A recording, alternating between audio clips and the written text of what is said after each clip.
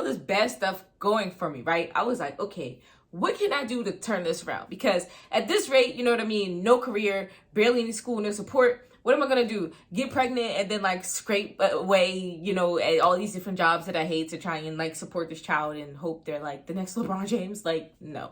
We're not gonna be doing that today. And you're watching Tyra Talks. Don't forget to subscribe, follow my Instagram. Link in description. Hello and welcome back to my channel.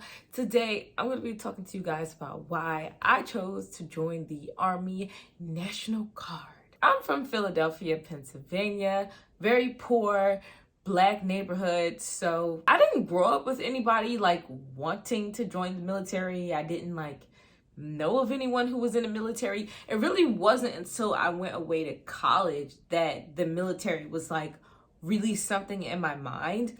And that's because when I was away at college, I mean, as soon as you get that college email, the recruiters are sending you literal emails like every single semester, multiple times a semester, throughout your entire journey at college. The recruiter is sending you messages like, hey, you can make this amount of money, they'll pay this amount. So it's like always at like, you know, the forefront of your mind that, hey, maybe I could join, maybe I could join, maybe I could join. And for me, going to college, one of the first things I did was join a sport. I joined rugby, and there was actually other Black girls in rugby. I liked them. We became friends, and the two girls that I really became friends with were also in the Army. They were telling me like why they joined the Army, and like usually it was just a lot of complaints. I ain't even gonna hold you, but they were just saying there's a lot of benefits that they got, specifically the tuition, some money stipend, and overall like the discipline that it gave them.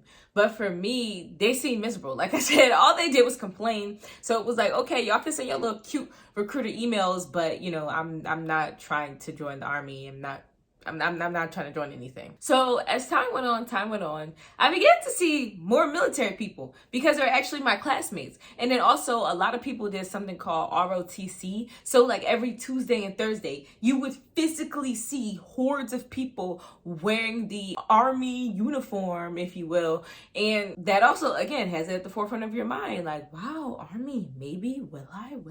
I don't know. Especially if you have one of those people in your class, then it's like, and I studied psychology, so oftentimes the teacher wants to know about our personal experience as it relates to this thing or this thing. And of course, if they see you in your, you know, Army uniform, they're gonna be like, okay, so, you know, you being in the Army, how does that relate? And like, you know, they were never like coming to me because I hadn't joined at this point, but I'm just trying to get y'all to understand like how the Army even came into my foresight as a poor Black woman from Philly. So after my first year of school, I went back to Philly because obviously you can't stay in the dorms when you're like done with school. But once I was done, I didn't have any money to go back to school. That was it. I was essentially a 1 year of college dropout, if you will. If you want to know more about my educational story and stuff, I did a whole video on it. You can click up here. But essentially, I was a college dropout that was a retail cashier, and I sort of bounced from house to house. So I was like homeless because I was like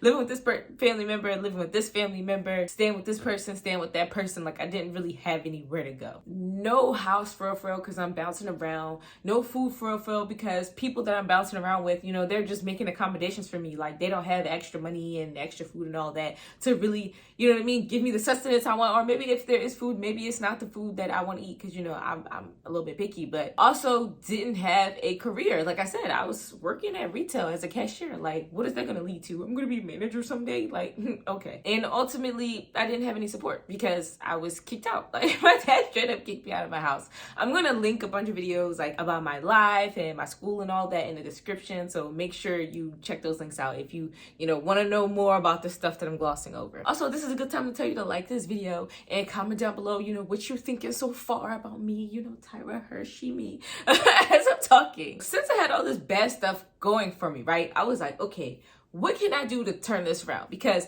at this rate, you know what I mean, no career, barely any school, no support. What am I gonna do? Get pregnant and then like scrape away, you know, at all these different jobs that I hate to try and like support this child and hope they're like the next LeBron James? Like, no. we're not going to be doing that today. So what I did was sort of like search like how can I get back into college quickly? And of course, you know, scholarships, right? I'm looking at scholarships. It's very confusing. Whilst I'm still working and like searching for financial opportunities, like I need stuff to happen.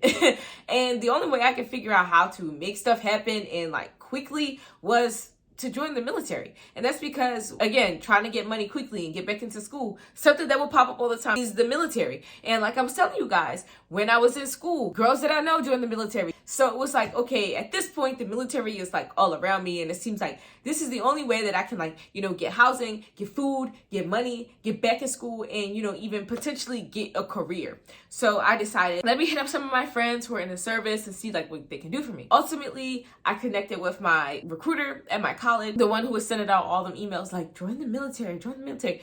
I finally responded to one of those emails. They hit me up. They were like, okay, you're in Philly. I'm gonna drive out there. They drove out there. They met me. They talked to me like about my situation, what I had going on, and pretty much everything that I said with y'all, everything that was going on those videos that are linked down below that y'all should check out. He was like, yeah, I think you'll be like a good person to join the service. Like, here's a bunch of paperwork. Essentially, the next steps are I'm gonna take you to go do your ASVAB, like your final ASVAB or whatever, because I think I did a practice one and I scored pretty well. So it was like time for me to go do my final one. I did pretty good. And then he sent me literally all of the jobs that I would possibly qualify for after I got my score back. So out of all the jobs that he sent me, the only one that was like similar to psychology, because that's what I was taking at the time, was human resources. So I was like, okay, like I'm just gonna pick that one, because I think like my friends who were already in the service, they were like cooks and stuff, and they talked about how it sucked because they woke up so early and they have to like go to sleep really late and it's hot, and like, yeah, they just told me a whole bunch of bad stuff. So I was just like, yeah, I'm not gonna be a cook. I'm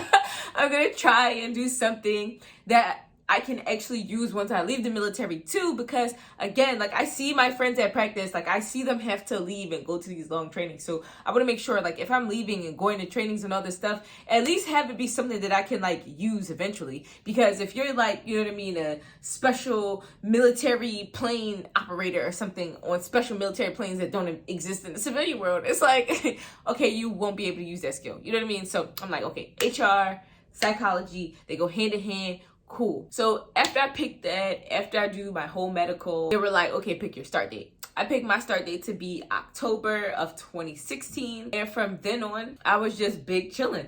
Because as I understood it, once I came back, they were going to be paying all of my tuition, and I was going to get a monthly stipend of like $300 something, like close to $400 a month.